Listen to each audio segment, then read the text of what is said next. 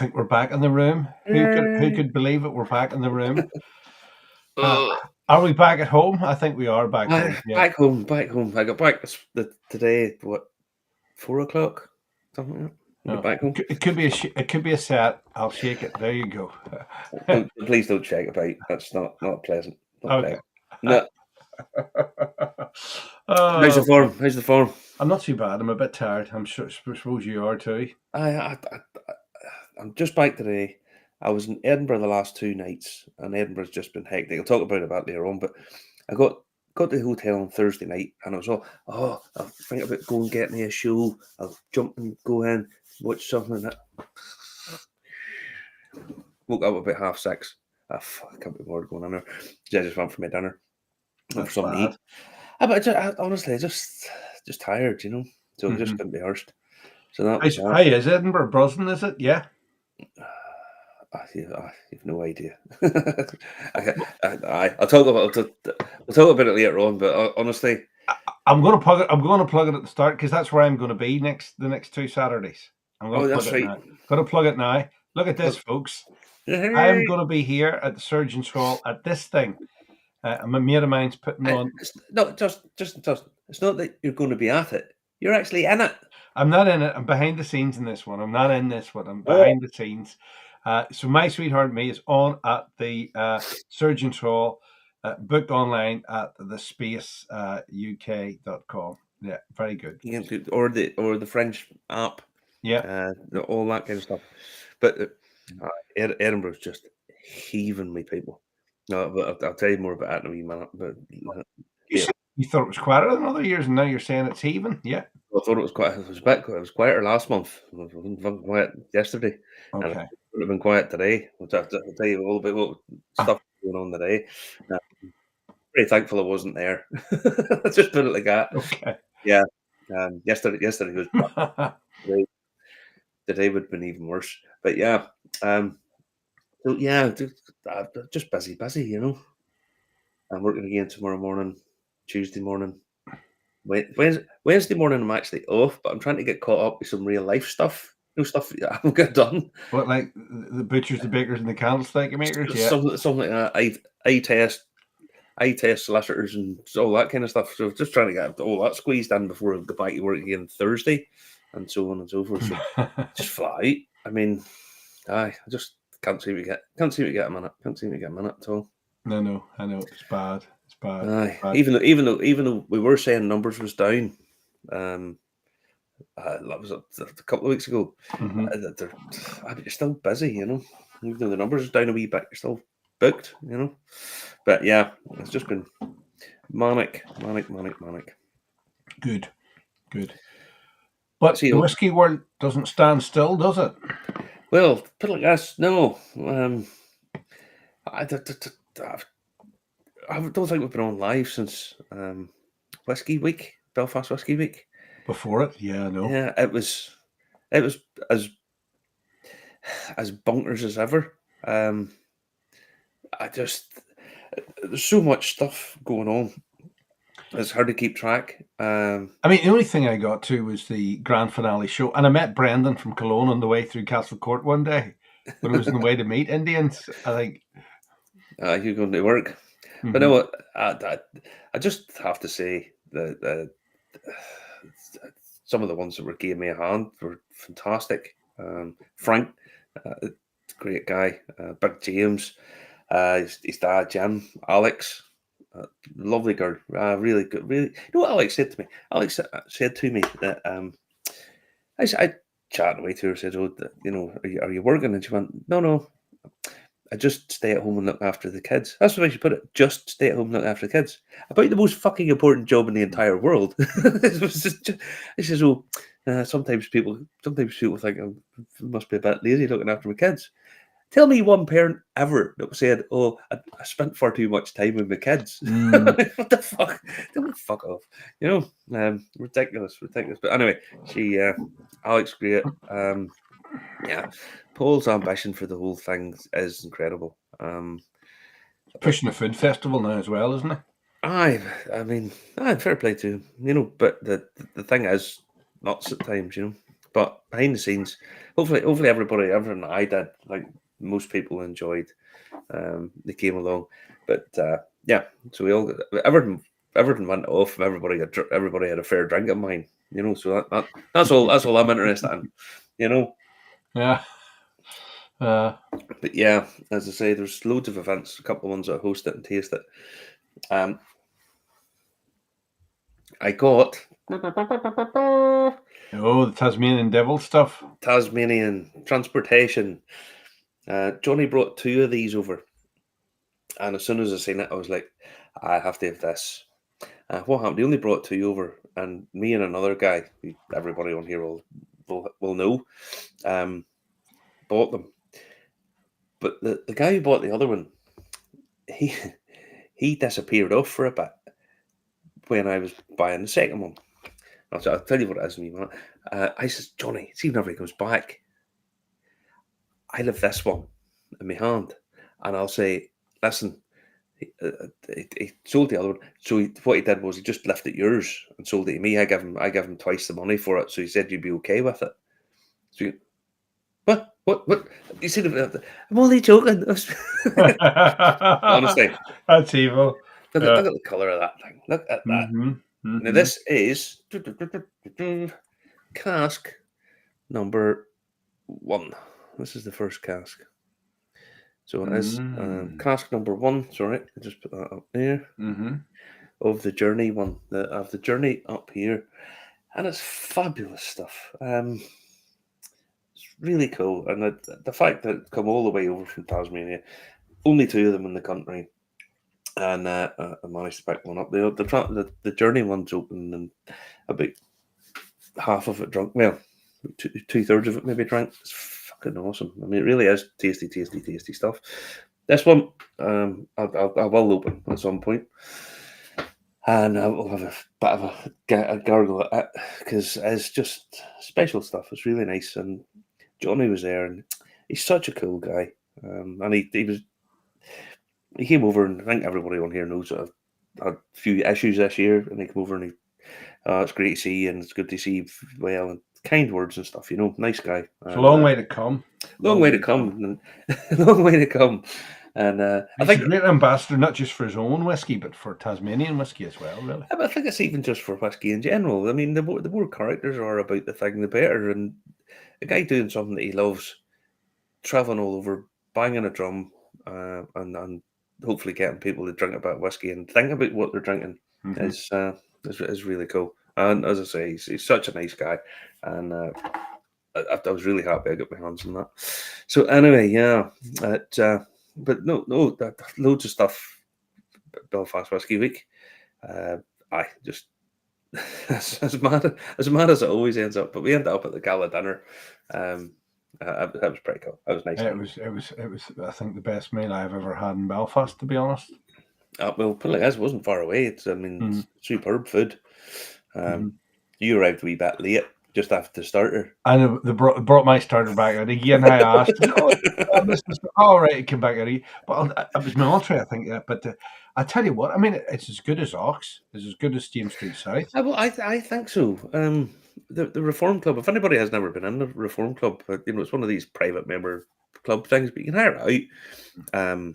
And the setting's fantastic. Locations absolutely nailed on. All it's missing is Sherlock Holmes and Dr. Watson. It's kind of one of those places. Fogg, It's kind of one of those places. It's pretty cool, but the food was outstanding. And the company was good crack too. It was. As I say, it was funny. It was funny. But yeah, good night. Good night was had. Now, I say a good night was had. Good news. There's not much good news floating about the whiskey world the past while. An awful lot of crappy news. I'm not going into too much detail. I think most people probably have heard most of this, but Killarney Brewing and Distilling, they're shut. By all accounts, there's nothing coming in to rescue it. It's going the way of Waterford, from what I'm led to believe. I thought Waterford was rescued. No. Right. Waterford. Okay. I've heard that there's quite a lot of Waterford stock has been bought up by a couple of different people. So yeah, it's gone. Killarney, big new project, that's gone. Bullet bourbon sales are way down. Grants that own Tullamore Dew, their profits down 30%. Napple Castle has been sold. Uncle Nearest. Now, Uncle Nearest's a bit of a strange thing. Well, say strange, it's not really all that strange. Uncle Nearest is a Tennessee whiskey brand. And I don't know the story. Nearest Green, Nathan Green was basically the guy who taught Jack Daniels how to distill. Former slave and all this kind of stuff, and he was very Uncle Nearest. Everybody sort of called him that, and Jack Daniels said he was his right hand man, kind of thing. And they got off the ground, and people who are descendants of Nearest Green started Uncle Nearest, and they've been winning loads and loads and loads of awards and so on. Well, they're being sued for $100 million because they haven't repaid some of the loans that they've taken out. They have been a big success story. They've been doing really well, and now it seems as if there may be trouble ahead. So it's again this idea that the whiskey world, Irish whiskey world's a bit jittery and so on. It's actually all around the place. Scotland's getting a bit of it. Bourbon in the States is hitting. I read a report earlier on this week, a news report, unprecedented sales drop. They're running. There's 14 million barrels of bourbon sitting, and they've been overproducing by a huge amount. Overproducing, or are people shifting to another? Well, you see, alcoholic beverage. Well, there's. I'll talk about that in a wee minute, because there's tequila sales has been booming up. People, because there's a lot more sort of craft tequilas, but the company who, the best selling whiskey in the UK now is Jura. Right? That's it. Tip. Jura is now the best-selling single malt, I should say, in the UK. And I don't really know why, because most Juras I've ever tried aren't up to much. But it's probably because they are. It's ubiquitous. They're everywhere. It's everywhere. It's at the right money. It's not expensive. It's a single malt you can get for sub £30 a bottle. So you've got that. Why can Jura not match its nearest neighbour's Islay? What do you mean? Why can it not match? Why can it not? It's outselling them all. It's outselling them, but why? But it doesn't have the quality of the majority of the Islay ones.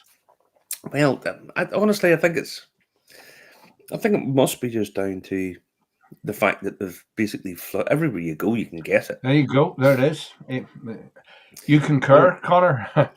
Well, that's not great. I mean, I remember tasting a couple that I thought weren't too bad, but I can't remember what they were. They were like, I think one of them was a fairly older one, and I mean, the bottling was done a decade ago or whatever, and there was a special release one that I thought was pretty good. But other than that, it ain't great.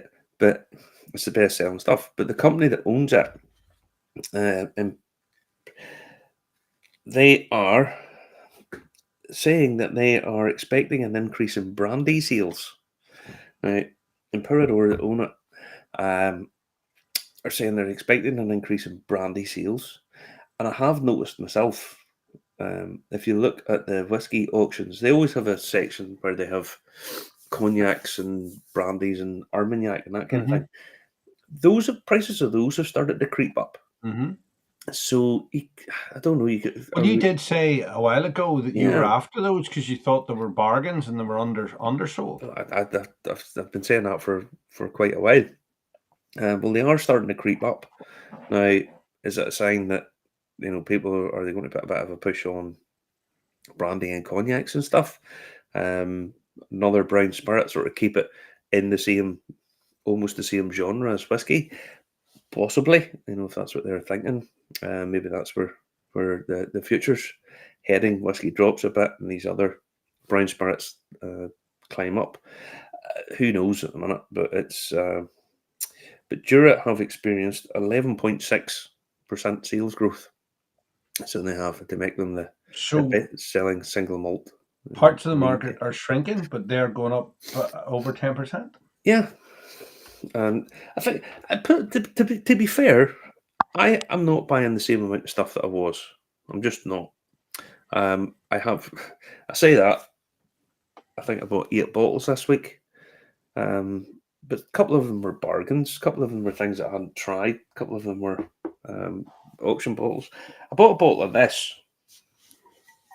Lazy Ace. Never heard of it. No, neither had I. But I bought a bottle of it at Amazon because it popped up in an awards thing.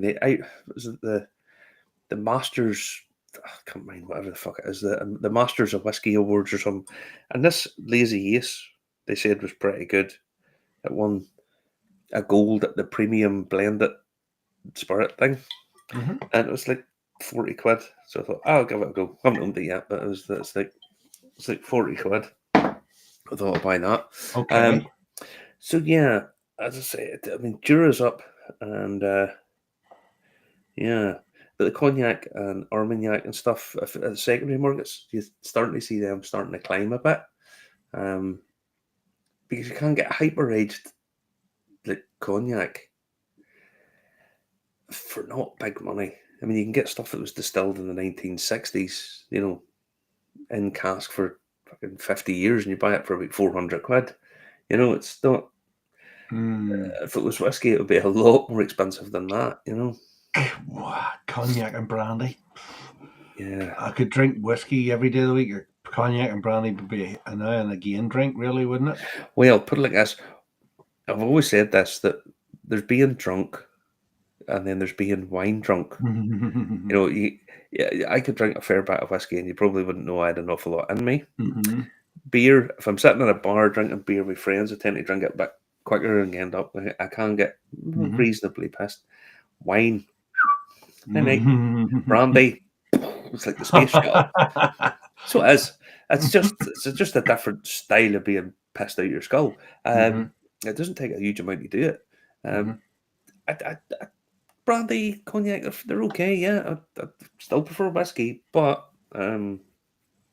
it's maybe where the market's going to be. There's going to be more of a push heading that way, But we'll see.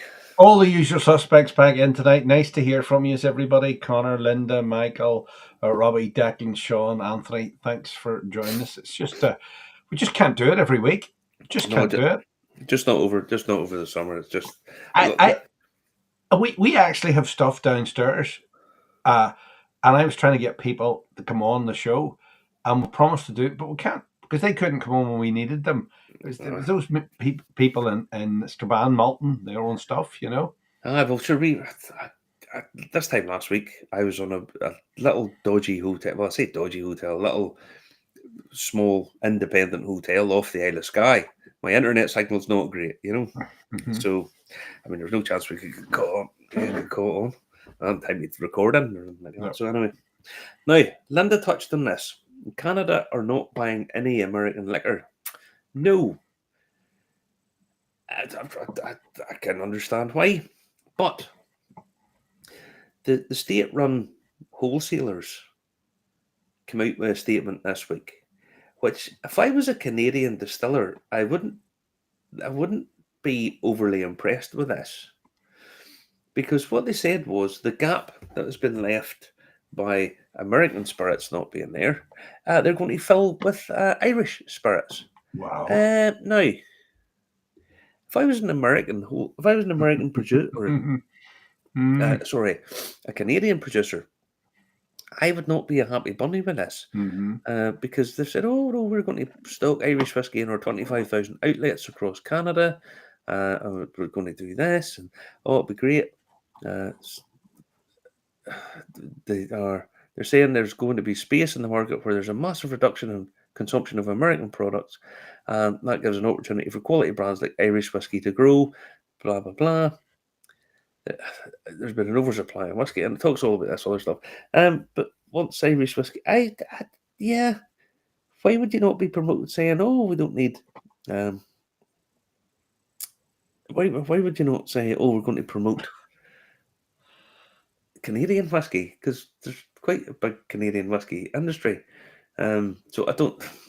If I was a Canadian distillery, I wouldn't be really chuffed. I know, but obviously, the thing is, homegrown stuff. People always want to try exotic overseas stuff. Exotic Irish. Oh yeah, well, exotic Ireland. But that's the thing. There's only so much Crown Royal you can drink, and blueberry flavour might be nice, but it's sweet. Yeah, but there's Canadian single malts and stuff as well. So I'd be like this. If I was the Canadian distiller, I'd be, yeah. I know. Don't forget about us. Every time you talk about Canada, I think about the space scientist that once we're off air. He went downstairs and he showed us his man cave, and it was like there must be 10,000 bottles in there or something like that. There, Oh no, that was good, correct? Do you remember him? He's wanting to grow barley in space. Yeah, very good. First crop on the moon. He wants to be. I know. There it is. Look, the results are in. Canadian whiskey is pish, and I'm Canadian. There you go. He's also saying, "I'm thrilled to hear that. I can't stomach Canadian whiskey." Any chance someone could stick a jammy in Tango One's Coke? Very good. Well, we didn't say that. Somebody else said that. Anthony saying he bought Armagnac from 1968 for about £150. It's my funeral drink. Yeah, but I mean, a lot of the Armagnac and cognacs and stuff. I mean, if you go onto some of the auction sites, I mean, I've a few bottles that I've picked up over the last couple of years, and as anybody knows, I like the old bottles, the really old bottles, and I have a couple from like the early 20th century and 1920s and stuff. We were picking them up for £200 a bottle, which to me seemed, if I walked into a 5-star hotel and they said, "Oh, we have a bottle of brandy from 1923 and it's £500 a shot," I wouldn't be buying it, but I wouldn't think it would seem that out of place, So, as Anthony says, living in a family of Canadians, I have to be careful what I say. When's it becoming part of America? Oh, it already is part of America. We're getting cancelled. No, I'm not behaving, James. I'm not behaving.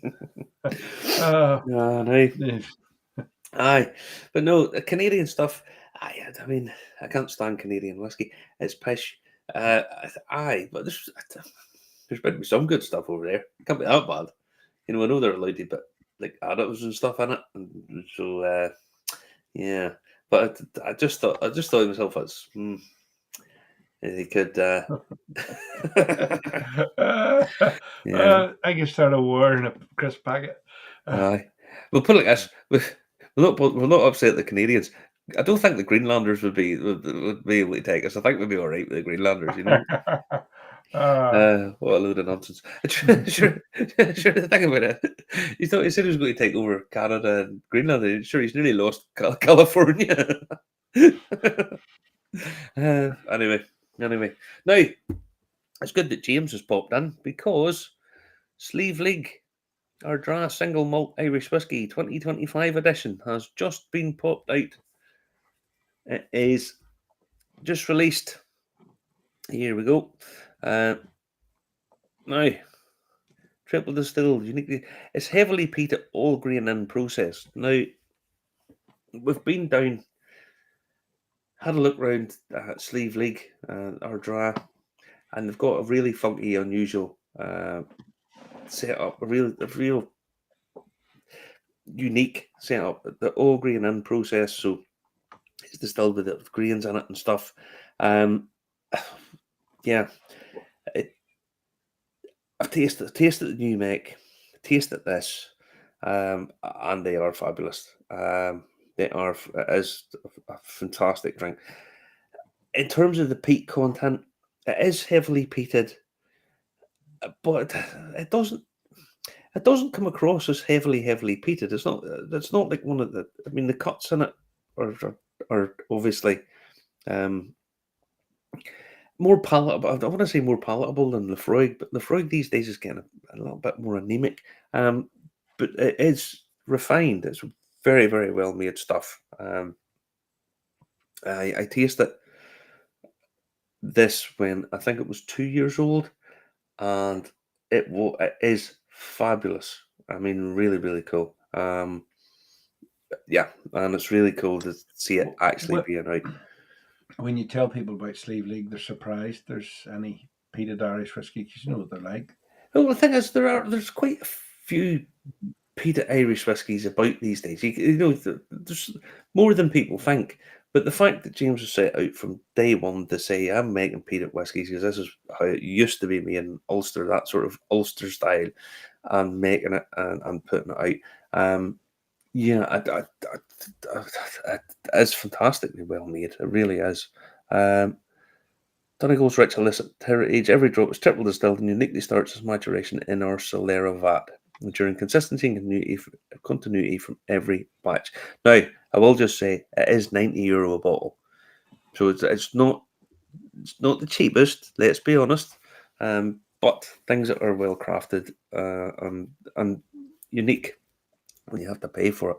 But I haven't ordered any bottles because I haven't been here, but I'll definitely get a couple of those heading down towards me. And yeah, and really, really cool, really nice to see it actually out eventually. You know, because let's be honest, Gemma is one of the nicest guys in whiskey. He just is, and Moira as well, one of the nicest women you could meet. So the fact that they've actually got their own core product on the shelves is superb. Now, just another thing I've tried. I don't know, did I mention this the last time I was on? That I'd went and got a bottle of this. I'm not Well, I thought you maybe did, but we can't remember. I can't remember if I mentioned this. This is Titanic's, a distillery exclusive from Titanic, and it was down in, and it's one of the weirdest sort of whiskies I've had. If I have mentioned this before, tell us, because I just left this out. This is finished in an ex Angostura bitters cask. So what they did was they got bitters into a cask, and then they kept that in there, and they took it out, and then they filled this stuff into it, and it's just kind of bizarre. It's not something you're going to drink an awful lot about. You're not going to sit and drink. Is it like a cocktail? It's like a pre-made old fashioned. It's a weird kind of thing. It's like an orange. It's like an orange liqueur with a little bit of spice to it. It's like Irish Crown Royal, is it? I wouldn't know. It'd be a bit better than that. No, I mean the colour of it's a bit weird, even, but it's like iron brew, is it? Well, it's an orange liqueur basically. That's the note you get off with that sort of spice coming behind it, like a nutmeggy thing. But you see, if you like old fashioned, just get this and put a wee touch of white lemonade or something in it, and that. But honestly, there's all manner of weird things. There's big. What's just that a bottle, Marty? I might get one of them. I think that was about 30. I think it was £35. It's not expensive. I mean, it is well funky. You've got that orange liqueur, clove, bit of nutmeg, a little bit of pepper to it, and then on the palate,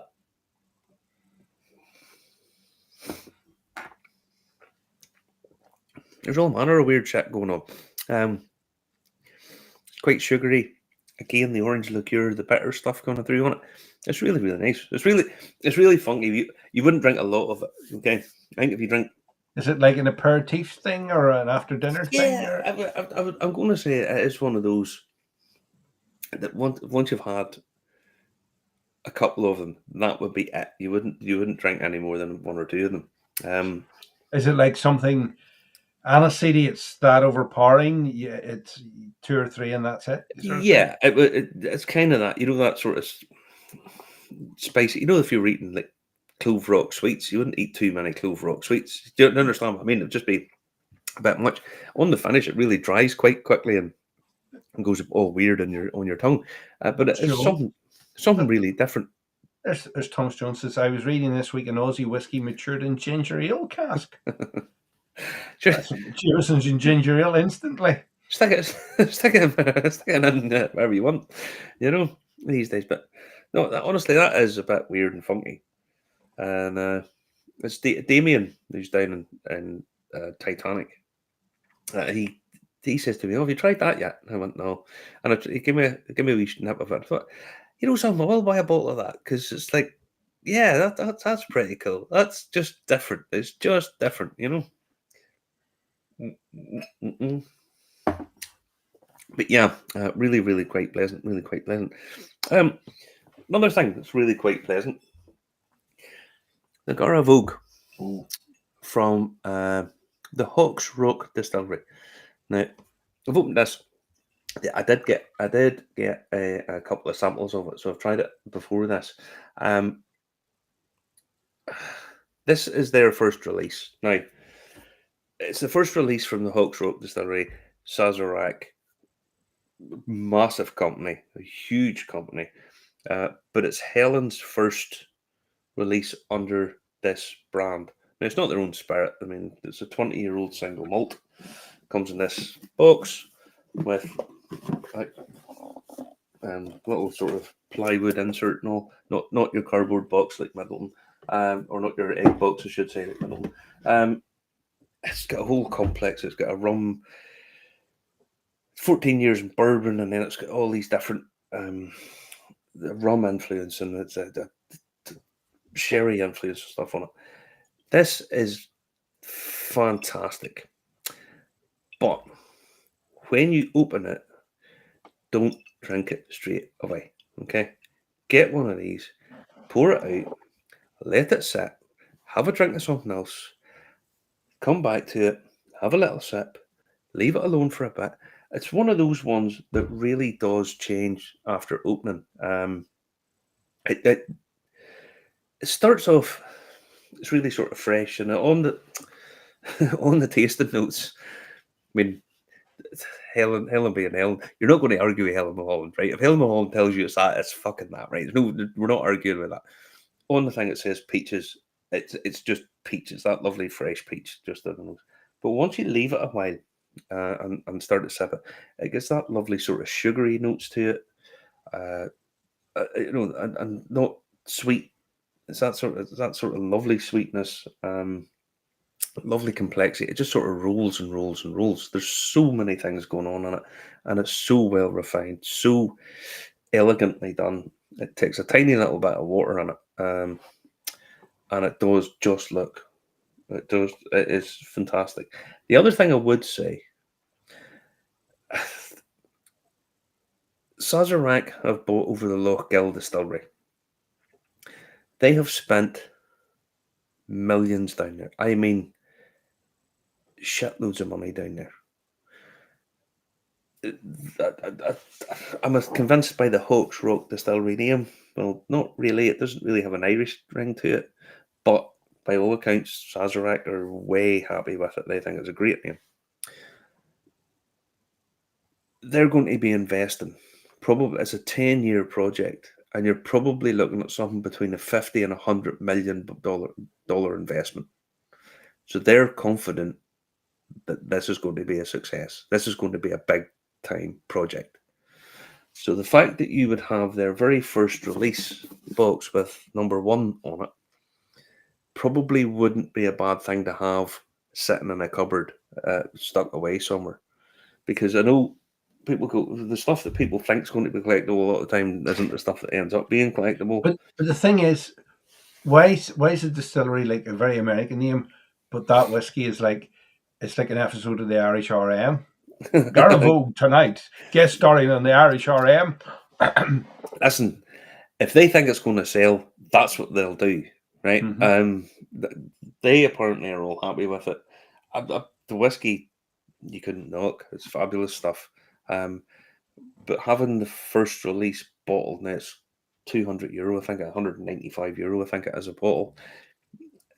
At that money, 20-year-old single malt these days is and it's limited release. I'll just say it's limited release. It's a Sazerac limited release, so it's probably about 12,000 bottles. But think about Middleton and all these. If you had the first release of Middleton, you know, it's still going to be what, 8,000 bottles. I'm sure we've probably released a bit. Middleton very rare. So I honestly, I think it's probably one that wouldn't be a bad. It's not. You're not going to flip it. Then you're going to have plenty of opportunity to buy them because they're not going to sell out all that quick.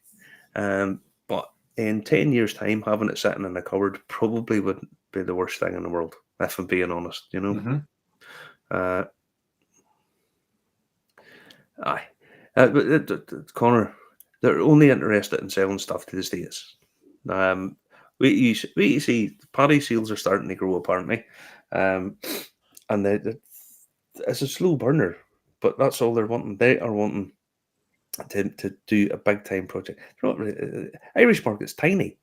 You know, the Irish market tiny. Take the whole of Ireland and multiply it by 3, and you've got the population of New York. You know, why didn't they call it an English name? Not an English name, an Indian name where they actually have millions of whiskey drinkers or 2 billion whiskey drinkers.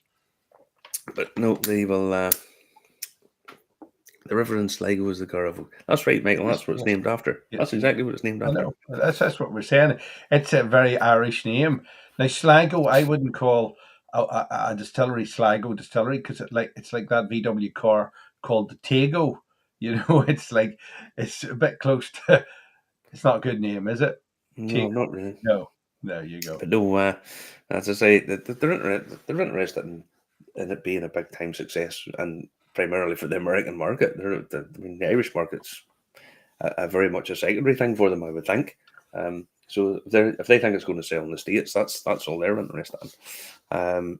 Focus groups decide these things. Well, that's it, and I mean, it's a family-run business, so it's the largest drinks company in North America, so that's where they're wanting to aim for. Mm-hmm. And as I say, if I don't think that would be a bad one to have as a collectible either, because going forward, you see all these other guys who, well, they're in Skid Row, and I heard a guy say something not that long ago. A guy who works for one of the Irish distilleries, one of the bigger ones that have won loads of awards and doing really well, and somebody asked him directly the question, so what distillery's next? And his answer was, well, it could be any of us. That's exactly what he said. So right. Yeah, the fact that these guys have the resources, the money that they've already put, and the money that they've already pledged to put in, and have the confidence of that going forward, they're going to be big time. I mean, there's no way they're not going to be. So yeah, that's, as a drinker of whiskey, it's really, really, really good. Also, it's probably a nice collectible to have as well. You know, so yeah. So there. So, what else was I going to say about anything else? Oh, by the way, you can buy this through. They've started a new thing called Legacy de Forge, where you can buy. Maybe my brain's too small to understand this, but it's if you buy a bottle of whiskey through it, you get an NFT, one of these non-fungible tokens. Right. Okay. Which then you can put onto another thing to have, and that says you have it. I don't understand. I don't understand crypto. People have explained it. I've sat and listened to guys talk about it and stuff. I still don't fucking get it. But so that Legacy de Forge, if you look at it, they have stuff on it. It's kind of where they're going to be putting their collectible stuff, as far as I can see. Mm-hmm. And that way you'll have a token that you can list up on another website called Block Bar. So if you want to sell it, you're the registered owner, and it swaps and all that kind of stuff. So there's traceability in the whole thing. It's probably not a bad thing considering the amount of copies and shit that there is floating about. But yeah, as I say, it's yeah. Check it out and make up your own mind. Okay. All right, that sounds interesting. I mean, there's a lot of people doing strange things like that. It's like an extra credit, is it? Almost. No, I think it's just a register thing to say that you're the guy, you're the person that bought it, mm-hmm. And then if you go to sell it through, there's another website called Block Bar, which is Basically, it registers collectible whiskies. You can put it through it to verify that you had it and sold it to Justin. So Justin now has it, and it's one of these blockchain things to say that it's you have it. As far as I know, but I'm too stupid to understand most of it. Look who's in! Look who's in! The Admiral's in. How you doing, Scott? How's it going? How you getting on? Aye. So, I have been in Edinburgh for the last few nights. And Edinburgh was just fucking mental. Yesterday, you had the Fringe was on. Do you know how many shows are at the Fringe this year? 4,000. No. What? Oh no, there's a lot more than 4,000, Justin. Is there? Yeah. 34,000. Because I was talking to a girl I had lunch yesterday with a girl that's to do with the something to do with the planning committee for it. And she says in total, if you take everything in, all the shows, all the exhibitions and all that kind of stuff, there's something like 34,861 different things on in the month. Yeah. Wow, I'm only one of those shows. That's terrible. Oh no, that is terrible. So you've got to find this show amongst 35,000 other things. Yeah, but how many shows are you doing? We're doing 6. 6. So Monday to Saturday. Most people are doing like a week's worth of stuff. Mm-hmm. So it's 34,000 divided by 7 to give you all the individual stuff and so on and so forth. But yeah, she says it's just ridiculous. Like, I mean, it's absolutely enormous. Yesterday you had the Fringe on, the Tattoos on. Yep. The cruise ship was in. There was a cruise ship. Wow. And Oasis were playing as well. So that's another 75,000. Rammed. So that's the Royal Mile. Actually, see this bit. This isn't as bad as it normally is for the Tattoo because the road's closed, which makes it really easy to get people in and out because you have to walk them half the fucking Royal Mile up and the thing. So normally there's cars coming down this and buses, so they can't even go on the street. So it was just mental. But yeah, we went to. So basically, the whole Royal Mile is pedestrianised. Then is that it? Yeah. No. If you come across the George IV Bridge, it's still open. North Bridge and South Bridge are still open, and then from the bottom half up, so about half of it's pedestrianised. Right, now. Gosh almighty. So it is, but yeah, as I say, the Royal Mile's just rammed. But went to the Tattoo last night. Skipped back to the photo that was of the Tattoo they put up. I had to laugh because you see this wee guy. You see the wee guy in the front there. Yeah, they all had wee lights, but his light went out. He turned out a battery, so he still kept doing the same thing. You know, he kept doing about. It's like his wee light went out, but no, it was kind of funny. The Tattoo this year a lot more focused on military bands. It had been sort of going away. There's this woman from the US over singing and leaping about and getting on singing like Buddy Holly numbers and sort of Taylor Swift songs and stuff. I was like, this is not what we came to see, you know? Right. Not what people. Well, I'm actually going this year myself on the 23rd of August. The show's good. I mean, it's back to what it should be, really. I mean, how many times have you been free? Oh, I don't know. 3 times this month. I'll be at it 3 times this month. Right. This was my first go at it last night. Do you not get enough of bands with the Apprentice Boys of Derry out today and all? Do you not get enough of that? Well, the way I said yesterday was bad. Well, thank Christ I wasn't in it today because we had the Fringe on. They had the Tattoo on. Running carpet. They had Oasis on. They had 2 cruise ships on today. And there was an orange parade in the middle of it as well. Oh, right. just for good measure. So yeah, it was absolute bedlam. Absolute bedlam. Trying to get moved away. I was in Glasgow last week. And Spider-Man was in town. Did all this prop set up. You might have seen it in things. Spider-Man's going through the streets of Glasgow. Let me tell you, you need to be on his toes in Glasgow because he doesn't kick the shit out of him. I don't care what his spidey sense is doing. He's firing stuff out. Boys in Glasgow will eat him. Did you see some boy breached the cordon and was going around pretending to be Spider-Man? I know he's half cut or doped up or something like in that. In Glasgow? Kill Sir Breeze. No, he didn't look. He looked like a normal punter, but he obviously made it in. Don't forget. Glasgow is the city where 2 radical Islamic terrorists tried to blow up the airport, and where one of them went on fire. And as he was thrashing about, naturally, now the guy's trying to commit suicide, and he's on fire, thrashing himself about. John Smeaton, the baggage handler, come up and started kicking the shit out of him. The flames are 30 feet in the air, and John Smeaton's punching fucking someone on us. Smeaton kicked him that hard. John Smeaton kicked him that hard, he busted a tendon in his foot. Brilliant. Brilliant. What a place. Surprisingly enough, there hasn't been any terrorist attacks in Glasgow ever since. What a shock.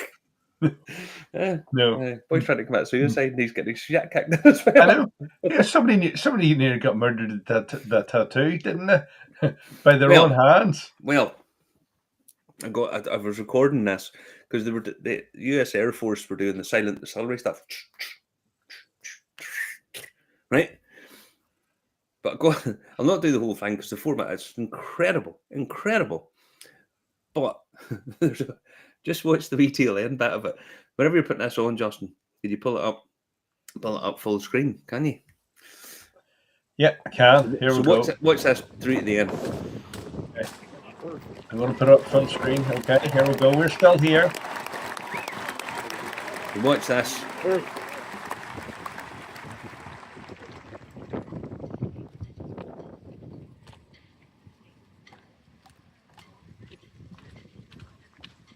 The guy walks through. He gets to the end.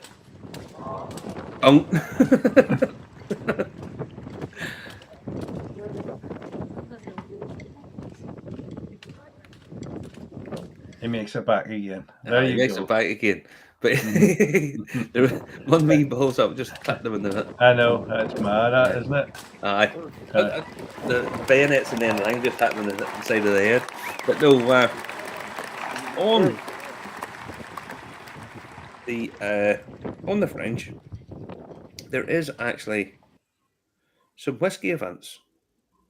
That's why I want to pull this up.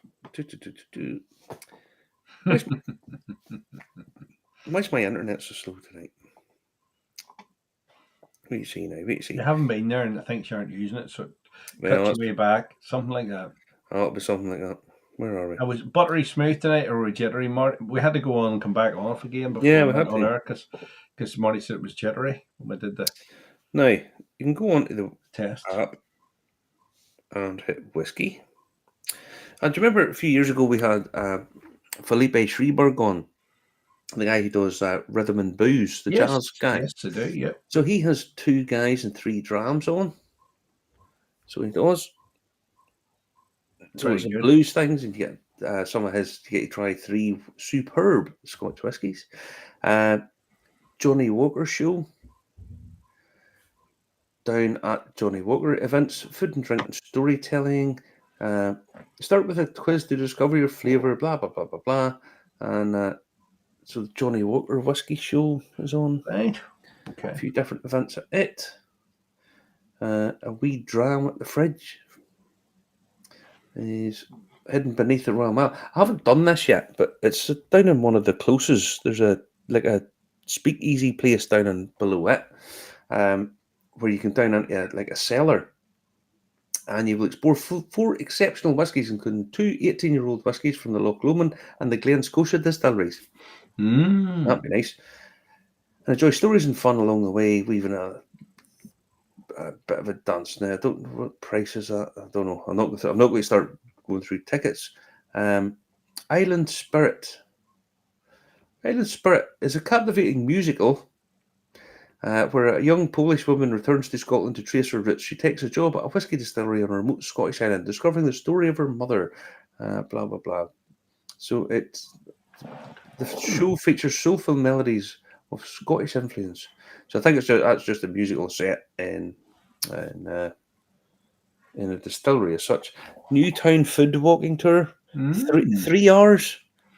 Long. That's long. Long for Americans. It's certainly long for us. Our attention span's not any greater than anybody from the States, to be honest. You finish with a single malt whiskey in a speakeasy bar. So I'm not sure what we'd need that after 3 hour walking tour. Exactly. That's a long walking tour.